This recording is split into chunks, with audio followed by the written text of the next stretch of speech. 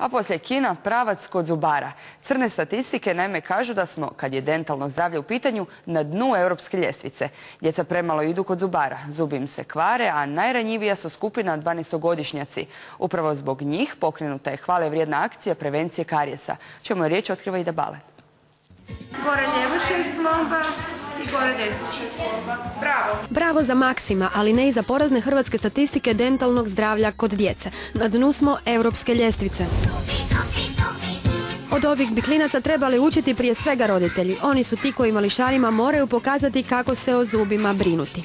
Da perem zube redovito, da ne čekam dok mi budu skroz žuti i to sve da dobijem karijes. Kako bi i drugi usvojili zdrave navike i kako bi skočili iz nas spomenute ljestvice, Orbit i Hrvatska komora dentalne medicine udružili su snage. Pa veliki jako problem, a Hrvatska je na zadnjoj mjestu, to je takozvani CAP indeks, a zašto radimo na 12-godišnjacima?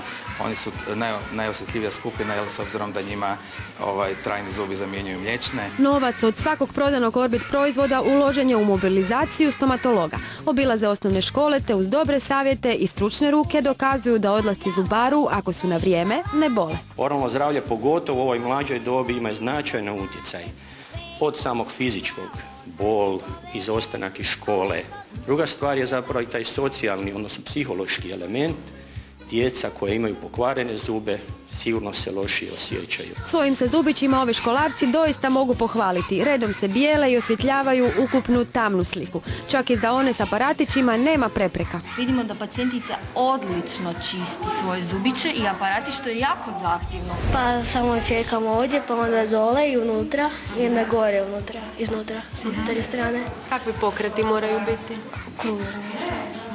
Kad si prvi put išla zubaru? Pa ne, kad sam bila mala. A ondje je naučila ono što svatko mora znati. Zube bez preskakanja treba prati. To ti je već navika, normalno. Bi mogla zaspati bez da opereš zube? Ne baš. Jer protiv četkice i paste za zube bakterije u startu gube.